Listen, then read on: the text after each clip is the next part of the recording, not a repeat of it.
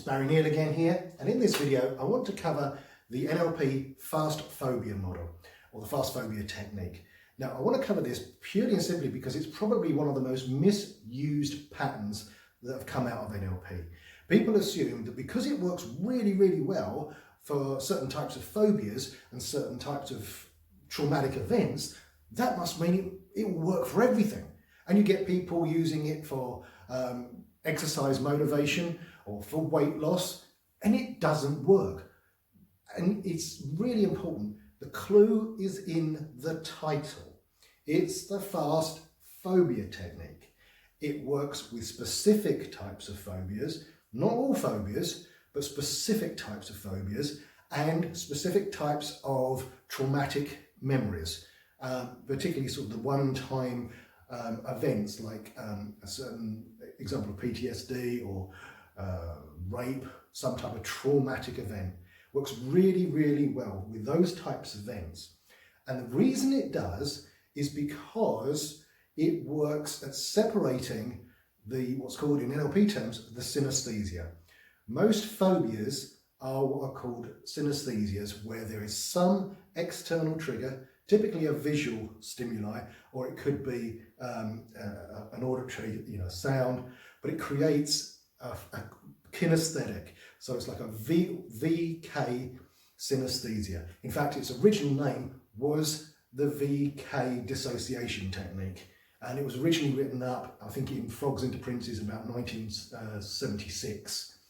And since then, and this really bugs me as well, in about 1991, a psychologist called David Muss invented the rewind technique, which is the Fast Phobia model.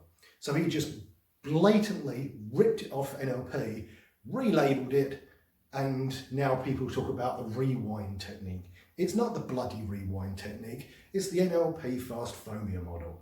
So please, if you're going to use this, give credit where credit is due.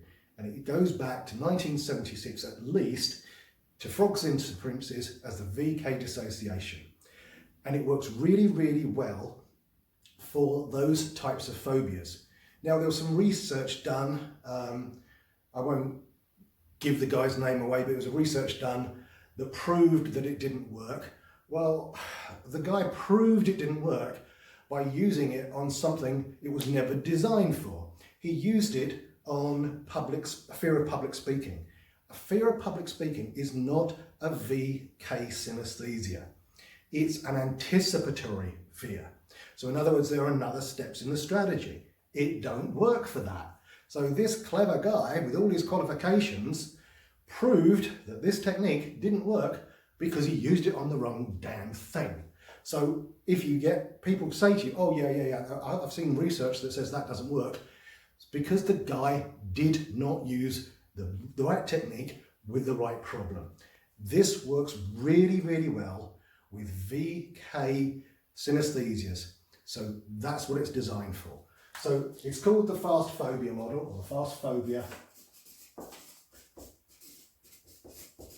technique. Some people call it the Fast Phobia Cure, which I kind of don't like because you get really on dodgy ground when you start mentioning cures. So, step one, you really want to find out if you're working with a phobia or not. A typical example of a phobia, if you ask the person, so on a scale of 0 to 10, when you think about the snake or the spider or whatever it is, how bad is that? If they say 10 and above, you're dealing with a phobia. 7 or 8 or 9, you're probably still dealing with a phobia. But if they're saying like, well, it's about 5 or 6 or 7, you're not dealing with a phobia, you're dealing with a fear. Use something else, okay? You got to work with a phobia. Now, real phobias, you don't often get people with real phobias actually coming in for sessions. Why? Because they're absolutely terrified of that thing and they know their fear is real. So you don't often see them that much. They're not that common. People with a real phobia, the ones I've worked with, some of them are like, they could be looking through a magazine and there's a snake in the magazine and they throw the magazine away and run off. Now they know consciously that a photograph of a snake isn't going to be a problem, but it still creates the fear. I've had another example with a woman who was so scared of spiders, she was driving along in her car with her baby in a baby seat on the back seat, and a spider dropped down from the rear view mirror, and she leapt out of the moving car, leaving the baby in the car. That's a real phobia. Someone who says, oh, I don't like spiders, that's just a fear. If you've watched my video on collapsing anchors, where I did the demo some years ago, the woman there had a phobia of roller coasters. She was so terrified of roller coasters, she couldn't even say the word roller coaster. That's how bad it was. And as I was talking to her, the fear kept coming up and it started attaching to other things that were there. The chair that we were going to use as the demo chair, she couldn't even sit in the demo chair because the fear had come up and it had been attached really quickly to the chair. So we had to do the whole demo standing up. And in that particular example, I didn't use this particular technique just because I was teaching something else at that time. So a phobia is really, really intense. And this works really, really well for that sort of thing. And I say it works really well for traumatic memories of certain incidents. And you might need to adjust it in certain ways. And I want you to think of this not so much as a technique, but as a series of interventions, a series of maneuvers that you take the client through and that you check at each step of the way how well you're doing. And everything you've learned up until now still applies. You need to use sensory acuity. So if you ask the client to think of the thing they're phobic of, and you expect them to be relaxed and they tense up and stop breathing, pay attention to that because you need to do something else. So step one is identify the stimulus or the context. So obviously, if it's a snake, you want to have them to, okay, so think of a snake. What happens if you think of a snake? You want to get that straight away. You want to get them associated to the problem. You don't want them in a full phobic reaction, but you need to get them associated. If you watch the video on the meta pattern, this is step one, associate client to the problem. So you need to find the context, like when and where does it happen, how do you do it, and then get the stimulus. You want to then yourself notice the physiological reactions. You also want them to notice the physiological reactions because this technique is so quick and so powerful, they're going to say at the end of it, how do I know it really works? And you go, well, can you do it now? And they go, well, no, but I'm just a little bit more relaxed. Well, you were relaxed 10 minutes ago when we started this, and you could get it then. It was 11 out of 10. So it becomes a really good convincer for them. So make sure that they notice the physiological reactions and get what they call a SUDS reading of that. So on a scale of 0 to 10, how bad is it? So do that first. Then have them see a blank screen out in front of them. Now, this is when I have a little bit of a disagreement with the traditional way the NLP Fast Phobia model is normally taught. How they normally teach it is to do it in a movie theatre and have the client sit down in the chair in the movie theatre with this big screen up in front of them that's going to play out the phobia, the thing they're phobic of. The problem with that is, if you know anything about submodalities, if you make something bigger, it intensifies the feeling. Now, we don't want to do that, do we? Particularly if you are going to put up on the screen the memory of the person being raped or something like that. You do not want a big picture. So what I suggest, particularly if you're working with traumatic material, is to take a business card or take a credit card out of your wallet and place it on the wall on the other side of the office. So it's about sort of 10, 12 foot away, and it's kind of like that big. Yep. So you make it small, because what we want to do is to change the reaction. If you have a big screen up there and you put up a traumatic thing up there, you are just making it hard for yourself and hard for the client. So my advice is don't do that, particularly if you're working with trauma. So that's the first thing I would suggest. Then have them see this blank screen, have them relax. Take shallow breaths from their chest area. Have them roll their shoulders back and relax their jaw. Why do we want to do that? Well, we want to change the way they think about this thing and their reaction to it. If they can watch this movie and their shoulders are back, they're breathing shallowly, their jaw's relaxed, that is different from how they've done it before. And this process works a lot from memory reconsolidation. If they're in a relaxed state and they're recalling the memory, that is going to reconsolidate that memory in a different way. So it's really, really useful to have them sitting in a relaxed, relaxed state, shallow breathing, shoulders back, relaxed jaw. Then we have them dissociate even further. We have them float above and behind. And if you're using the metaphor of the movie theatre, even if you're using a small screen, where they use a projection booth, have them go in a projection booth. Now, one of the advantages of using the analogy of the projection booth is you can have them have a plexiglass screen between them and the other one. You can do this. Sometimes I've had to do this with certain clients where I literally have the chair in the middle of the room that they're sitting in, have the thing on the wall over there, then have them step out of the chair and look at the them that's sitting in the chair looking at the card. In a really, really severe case, when I was working with someone with PTSD, the memory for them was so traumatic that they couldn't even do it in a kind of straight line. So I had them imagine the chair over there and then go right off about 10 foot away from the chair and turn round so they're now facing the other way, and to look out of their periphery so they can see themselves in that chair that's about to watch the movie. So you have to work with the client in front of you. This is not just a boring script. You need to pay attention. You need to calibrate and work with the client in front of you, because sometimes you do have to go the extra mile. So that this is creating another level of dissociation. Okay. Step 4. From this perspective,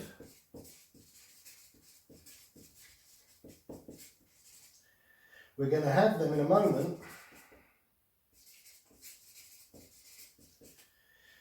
they're going to run the movie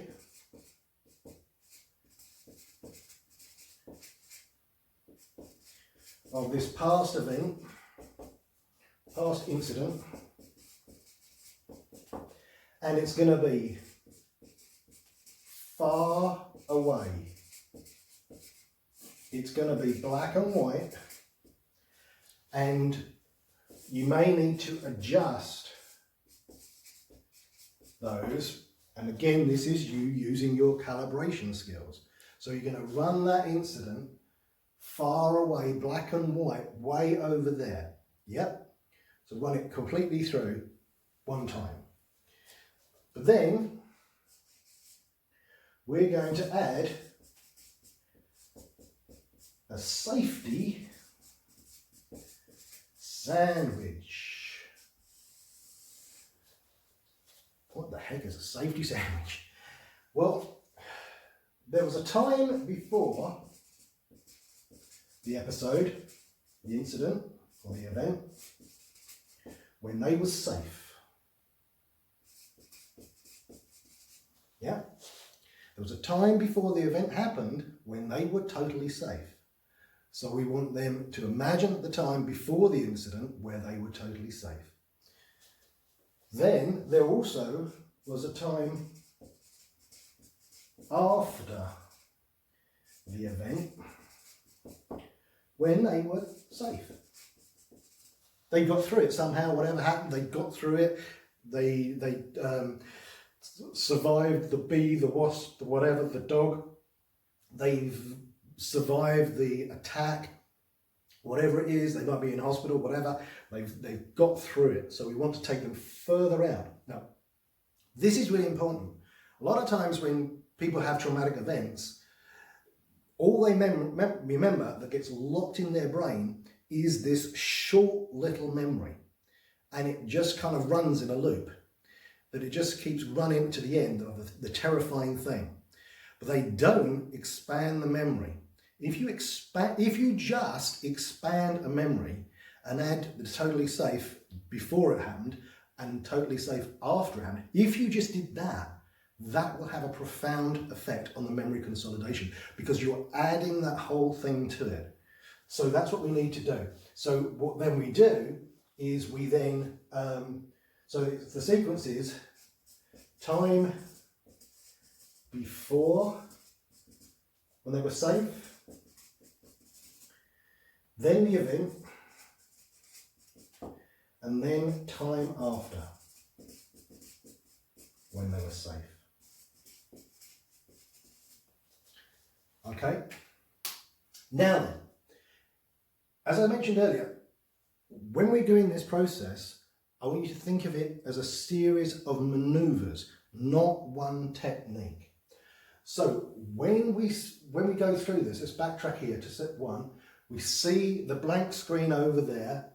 The person is relaxed. They're shallow breathing. The shoulders are back. They're relaxed jaw. You say to them, what are you noticing now? Run out of places to put that. Okay, write this down. What are you noticing now? And you want to get a verbal response from them. Then we have them float above and behind, and they're now dissociated. How is that different? What are you noticing now? What we're doing is we're getting them to become aware of the differences, the changes, and all this is going to be reconsolidated into their memory. Then we have them, from that perspective, they're going to run the movie far away in black and white and adjust the qualities. When they've done that, what are you noticing now? How is that different? If you've done it, they should notice the difference. What is different? So we need to get it as a series of maneuvers, not just one single technique. Then when we've done the safety sandwich, time before the event, time after the event, run that through. What are you noticing now? How is that different from how you were? So again, calibrate to all of that. Then we have them run event backwards. So we have them run the whole thing backwards. And it's a really good idea if you've got the facility, you can download it, download some circus music, or I particularly like the Benny Hill music for most people of my age. Just the sound of the Benny Hill music creates a happy memory, a feeling. And again, if you do this, that will become part of the reconsolidated memory. The two things will link together. So you don't, and this is, I digress. This is why you don't need to do things like going back to the root cause, because you're consolidating the memory as it is. So get some music like the Benny Hill music, the circus music, the sort of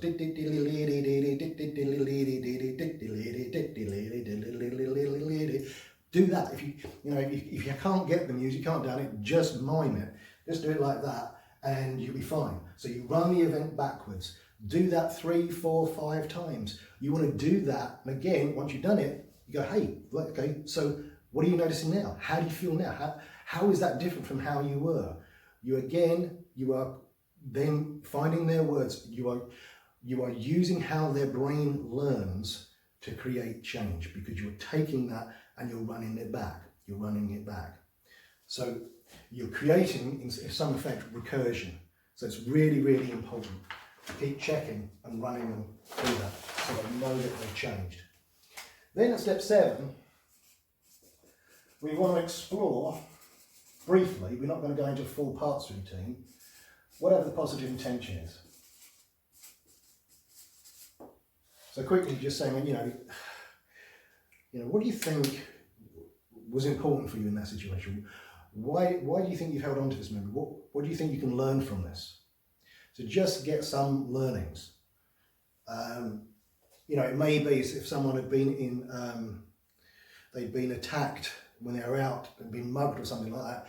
Maybe they need to learn that they shouldn't go out at night with a handful of cash, or go to a cash point at midnight in a really bad area and not pay attention to their surroundings. So we don't want to take away people's memories completely, because they can just as likely go out and do something stupid again. So we don't want to make people stupid. We want to get the learning. So explore that positive intention. And then we want to ask them, so what new understanding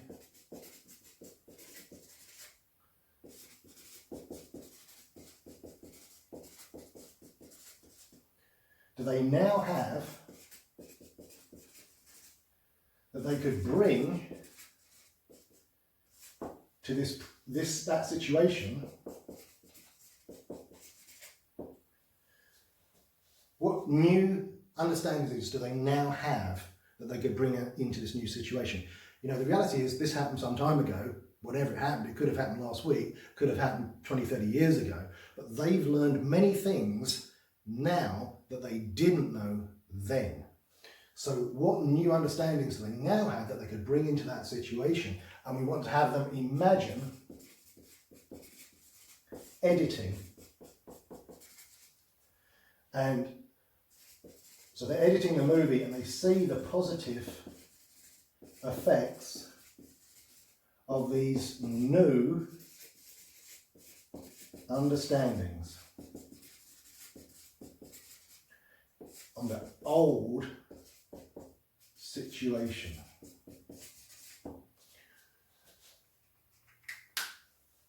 A brief way of remembering that is to remember that they want to be thinking about shit differently. Yeah, that's really what they want to be doing. They want to be thinking about what new understandings do they now have that if they were to put that in that movie and to run it, it would be different. So they can see the positive effects of new understandings on the old situation. Then, again, how do you feel now? What are you thinking now? What are you noticing now? What's the difference? So again, it's another maneuver. Then we have them float out of the projection booth, if they're in the projection booth, or if they're off to the side, and then back into their chair. And now they watch the new movie. The new movie with all the new understandings that they can bring into the situation. Yeah. So they're imagining it differently. Now, again, pay attention, calibrate.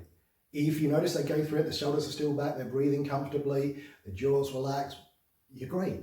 And again, ask them, how is that different? What are you noticing now?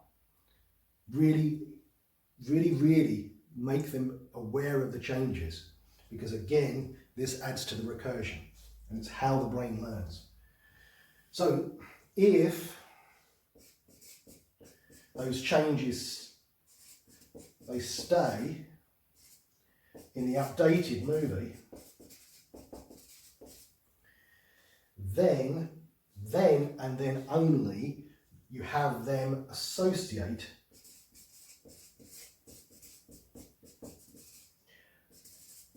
back into movie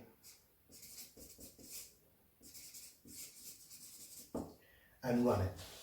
So only when you've got that change, when they're totally comfortable having seen it in that new way, if it stays updated, if the changes in that movie stay changed, then and only then do you associate them back into the movie and then run it through. And again, maybe run it through a couple of times and again, consolidate that. Say, what are you noticing now? How is that different? How is that different from how you were 10 minutes ago? You really want to have them pay attention to those changes. And then you test it.